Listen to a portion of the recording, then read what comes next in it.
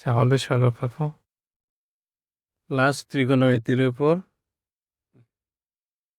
এখানে দেখানো হয়েছে সর্বপ্রথম ত্রিকোণমিতির কিছু বেসিক সূত্রগুলির মধ্যে আছে। আচ্ছা, ত্রিকোণমিতির জিনিসটা কি? ত্রিকোণমিতি মেনলি একটি সমকোণী ত্রিভুজের সূক্ষ্মকোণের সাপেক্ষে যে তিনটি বাহু পাওয়া যায়, সেই তিনটি বাহুর হচ্ছে আনুপাতিক পরিমাণ। সেক্ষেত্রে আমরা দেখতে পাচ্ছি সর্বপ্রথম সমকোণী ত্রিভুজের যে কোনো একটি সূক্ষ্মকোণ, এই যে আমি সমকোণী ত্রিভুজ এখানে উদ্দু করছি, সমকোণী ত্রিভুজের সূক্ষ্মকোণ এখানে দেখানো হয়েছে, সূক্ষ্মকোণ এখানে মাহার এখানে উপরেখা, এই যে দুইটা সূক্ষ্মকোণ, এই দুইটার সাপেক্ষে আমি সূত্রাবলী বা অনুপাতন যে ফাঁকাশিল আছে বা অদেবানিলি আছে বিষয়গুলি আমরা বল করতে বলি। আচ্ছা, সর্বপ্রথম এখানে আমি যে সূক্ষ্মকোণটা ধরছি বা এখানে যে কোনো একদিকে যদি হলো, এই সূক্ষ্মকোণের সাপেক্ষে সমকোণী ত্রিভুজে তিনটি বাহুর যে পরিমাপ, এই পরিমাপ সংখ্যাতিকল ৬টি টোটাল অনুপাত আছে। সেই অনুপাত ৬টি অনুপাতের নামটি কি? সাইন, কোসেক, কস, সেক, ট্যান, কট। এগুলো সংক্ষিপ্ত রূপ। এগুলোর পূর্ণরূপ আছে, যেমন এটা সাইন, কোসেকের পূর্ণরূপ কোসেক্যান্ট, কসের পূর্ণরূপ কোসাইন, সেকের পূর্ণরূপ সেক্যান্ড, ট্যানের পূর্ণরূপ ট্যানজেন্ট, কটের পূর্ণরূপ কোট্যানজেন্ট। ঠিক আছে? তো এখানে আমরা ৬টা অনুপাত দেখানো হয়েছে এখানে, সাইন, কোসেক, কস, সেক, ট্যান, কট। এই সূত্রগুলো আমরা কি মনে রাখতে পারি সেই সম্পর্কিত একটি শর্টকাট এখানে দেওয়া রয়েছে। শর্টকাট এখানে বোঝানো আছে অনুপাতের প্রথমে এস বা টি থাকে, যে অনুপাতের প্রথমে এস বা টি এই সম্পর্কিত অনুপাত আছে কি সাইন আর ট্যান। আচ্ছা, এর সূত্র যখন আমি পড়তে যাব, তখন উপরে 1 দিল, এর উপরে 1 দেওয়া হয়েছে। আচ্ছা, 1 ডিভাইডেড অনুপাতে, এমন অনুপাত নেব যে অনুপাতের মাঝে এস বা টি আছে। আচ্ছা, মাঝে এস বা টি আছে, কস আর কসের মাঝে এস আছে, আর 4 মাঝে টি আছে। আশা করি এই শর্টকাটে এই সূত্রগুলো মনে রাখা সহজ হতে আছে। এখন এই একটা সূত্র দিয়ে আমি আরেকটা সূত্র তৈরি করতে পারবো। সেই সূত্রটা কি? আমাকে যদি বলতো কস, সরি সেক সূত্রটা কি, তাহলে আমার কি আসতো 1 ডিভাইডেড সাই। ঠিক আছে?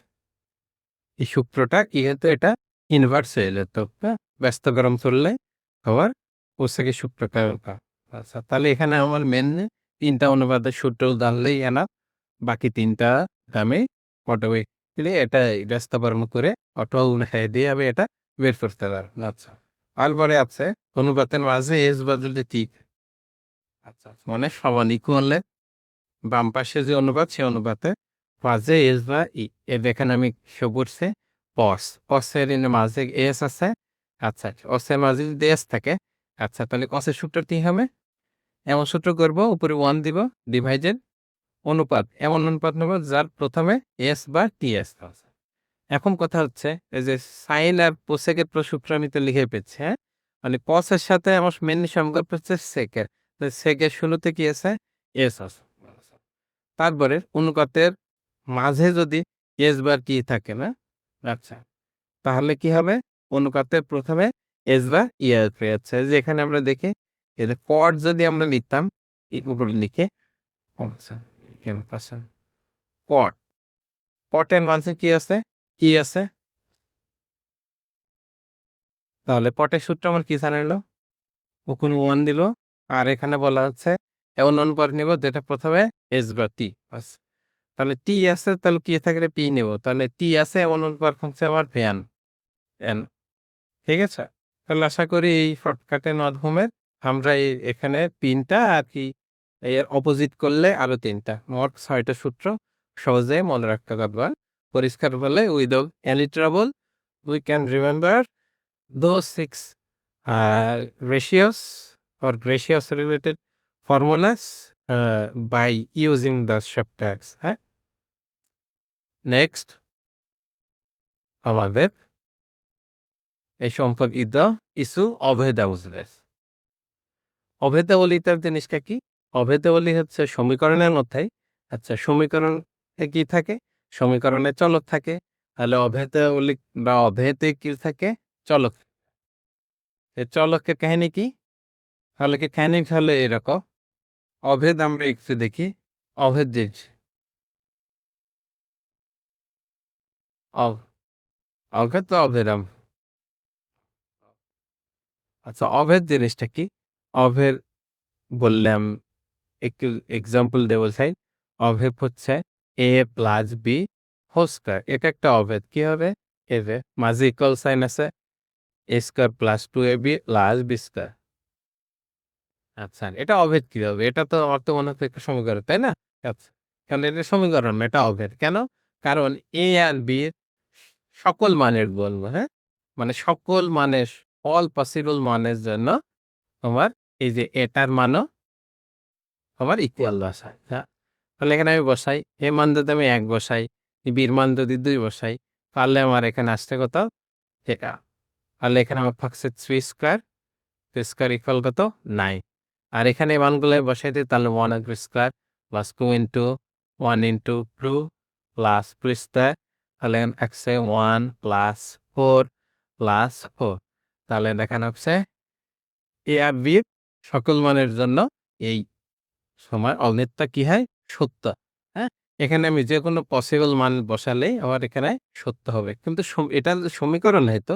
সমীকরণের ক্ষেত্রে মেইনলি আমার প্রত্যেকটা মানের জন্য এটা সত্য হবে। হ্যাঁ? সমীকরণের ক্ষেত্রে কিছু ফিক্সড মানের জন্য সত্য হয়। দেখা যায় সমীকরণের ক্ষেত্রে এটা যে সমীকরণ হতো, সমীকরণে সলভ করলে আমি এর কিছু ফিক্সড মান পেতাম। নরমালি একটি মানই পাওয়া যায় বা ২ টা সর্বোচ্চ ৩ টা। হ্যাঁ? এটা ওই যে খাতের উপর ডিপেন্ড করে। যে পরবর্তীতে সমাধান অধ্যায় যখন আমরা বসাবো, তখন এটা বুঝতে পারবো। তবে এই ক্ষেত্রে আমি এর নরমালি একটা মানই পেতাম। আর এখানে আমি এর মানে ইচ্ছামতো 1 ও b এর মান 2 নিচ্ছি। এখানে আমি ইচ্ছা করলে এর মান যেকোনো একটা, এর মান 100 নিতে পারতাম, b এর মান 200 নিতে পারতাম। অথবা যেকোনো একটা মান, b এর মান আমি ছোটও নিতে পারতাম, 75 ও নিতে পারতাম। এই মানটা বুদ্ধিতে বসালেও আমার কিন্তু এই অভেদটা সত্য বলে প্রমাণিত হতো। তাহলে অভেদ বিষয়টা আমরা বুঝতে পারছি, আশা করছি। আমি সমীকরণ দেখে, উচ্চারণ দেখে সমীকরণ কি লিখিস?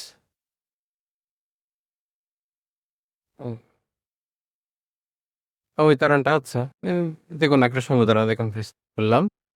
এখানে লেখা আছে 5x ইকুয়াল 20 আছে। তাহলে এখানে আমার x এর একটা ফিক্সড মান আমি পাচ্ছি। সেটা কত? তাহলে x এর মান 4 ব্যতীত অন্য যেকোনো মানের জন্য এই এখানে আমার সমীকরণটা সত্য হতো না। তার মানে কি x এর এখানে মান হচ্ছে ফিক্সড। আচ্ছা, এই কারণে এটাকে বলা হচ্ছে সমীকরণ। আর অভেদের ক্ষেত্রে এই আমার চলকের যেকোনো মান থাকা অল পসিবল মানের জন্য এই আমার অভেদটা কি হবে? সত্য বলে প্রমাণিত হয়। সমীকরণের ক্ষেত্রে অনলি ফিক্সড মানের জন্য। এই হচ্ছে সমীকরণ, আর এটা হচ্ছে অভেদ। তো ত্রিকোণমিতিক যে আমার ৬টা অনুপাত করছে, এই অনুপাত সম্পর্কিত কিছু অভেদ আছে যেগুলোকে একত্রিত ভাবে বলে অভেদাবলী। আচ্ছা, সে অভেদাবলীকে আমরা একটু শিখবো। সেটা হচ্ছে শর্টকাট আছে। শর্টকাটটা আগে আসে। শর্টকাট কেন দিচ্ছি? নরমালি শর্টকাট শেখানো হয় না, শর্টকাট না শেখানোর কারণে পরীক্ষা হলে ইনস্ট্যান্টলি এটা রিকল করে অনেক কঠিন দেয়। অনেক এটা সাইনের ব্যাপার আছে। আচ্ছা, চিহ্ন এখানে প্লাস মাইনাস এলেবেল হলে আমাদের সূত্রগুলো ভুল দিয়ে পারছে। তাহলে এই সূত্রটা আমি দিচ্ছি, শর্টকাটটাই। শর্টকাটটা হচ্ছে আমার সিক সেট অস সি সেট কস। শুরুতে এটা হচ্ছে আমার একটা অনুপাত, আর এটা একটা অনুপাত। এটা অনুপাত, এটা অনুপাত। এটা আমার অনুপাত, এটা অনুপাত। এবার আমরা দেই সাইনেও এখানে আমরা এই শর্টকাটের মধ্যে নিয়ে চলে আসছি। আচ্ছা, এ আয়ের মতো দেখতে মানে উপরের দিয়ে প্রথমে লম্বালম্বি আমার কোন সাইনটা ইউজ হয়? প্লাস না মাইনাস? প্লাসই, তাই না? আর এখানে লম্বালম্বি নাই। এখানে আবার প্রশস্ত হয়েছে তোমার হচ্ছে আবার আনুভূমিক দিকে। আনুভূমিক দিকে প্রশস্ত সাইন কোনটা? মাইনাস। আচ্ছা। তাহলে এগুলো দিয়ে আমরা এই সাইনটা মনে রাখবো। তাহলে এখানে বোঝাচ্ছি সাইন, সাই থিটা প্লাস এখানে স্কোয়ার দিব। আচ্ছা অভেদের ক্ষেত্রে এমন মনে রাখতে হবে অনুপাতগুলো কি হবে এখানে পাওয়ার জোর কাওয়ার আসবে। আর সেখানে স্কোয়ার বা 4 6 আওয়ারগুলো আসতে পারে এই অভেদা বলি সত্য হলে প্রমাণিত বাই হলে স্কোয়ার কস স্কোয়ার এটা ইকুয়াল 1 এটা একটা অর্ডার এই নাম্বার হবে এখানে রাস্তায় এস আমি তো সাইন দিয়ে ইউজ করে ফেলছি। আচ্ছা এখানে এস ই যারা কোন কি আছে অভেদ আছে সে সেট স্কয়ার থিটা আর এখানে যেহেতু আনুভূমিক দিকে প্রসেসটা হচ্ছে তাহলে এখানে কি হবে মাইনাস আর কি দেয়া এন স্কয়ার থিটা ওয়াল 1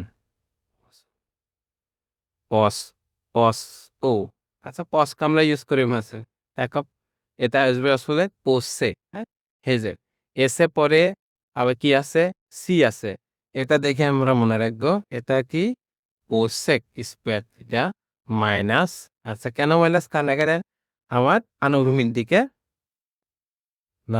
অগ্রসর দিচ্ছি আমরা তাহলে পর স্কয়ার থিটা ওয়াল এই তিনটা সূত্র থেকে আমরা আরো কিছু সূত্র ডিরাইভ করতে পারি প্রত্যেকটা অভেদ থেকে আমরা দুটা করে সূত্র ডিরাইভ করতে পারি এবং দেখাই দিচ্ছেন সূত্রমূলক কিনতে পেতাম তাহলে sine square theta plus cos স্কয়ারটা ইকুয়াল যদি 1 হয় তাহলে এখান থেকে আমরা সূত্র ডিরাইভ করতে পারি কি sign square theta equal 1 minus cos square এখান থেকে আবার আমি সাইনের সূত্র ডিরাইভ করতে পারি সাইন থিটা ইকুয়াল পাশে গিয়ে root over 1 minus cos square ঠিক আছে ঠিক তেমন এখানে আমি সাইনের জায়গায় এখানে কস এই পাশে রেখে সাইন তো এই পাশে পাঠিয়ে দিলে 1 মাইনাস সাইন স্কয়ার করে দেবো।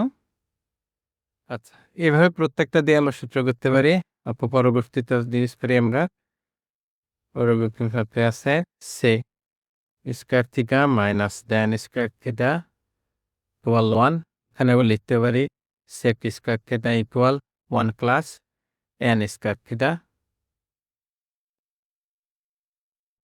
তারপরে এন স্কয়ার থিটা ইকুয়াল কি হবে এটা মাথায় রাখতে এন স্কয়ার থিটা মানে ট্যান এ পাশে যাবে 1 এ পাশে এসে মাইনাস হবে তাহলে সেক স্কয়ার থিটা মাইনাস 1 এভাবে আমরা কোসেক আর কট থেকে আমরা আরো দুইটা বা ততোধিক সূত্র আমরা ডিরেক্টলি এবার তোমরা প্রস্তুত করতে পারে তাহলে এটা আমার মাথায় থাকলে হবে এখান থেকে আমার সূত্রগুলা প্রয়োজন অনুসারে পরীক্ষা হলে ডিরেক্ট করতে আশা করি এই শর্টকাট দিয়ে তোমরা এই অবদান হলে খুব সহজে পরীক্ষার হলে লিখল তাহলে সূত্র সম্পর্কিত 9.1 যে চ্যাপ্টারটা আছে ত্রিকোণমিতির সেই চ্যাপ্টারে যে সূত্রগুলো লাগবে সেই সূত্রগুলোর মধ্যে এক প্রাসকে আছে ত্রিকোণমিতিক যে 6টি অনুপাত আছে এই অনুপাতের নর্মাল যে সম্পত্তি ভিত্তিক যে সূত্র সেগুলো এর আগে শর্টকাট সহ শিখেলাম আর এখন শিখেলাম অভেদাবলী না এই অভেদাবলী সূত্রগুলো আর এই পারিপার্শ্বিক সম্পত্তি ভিত্তিক যে সূত্র আছে এই সূত্রগুলো দিয়ে আমরা 9.1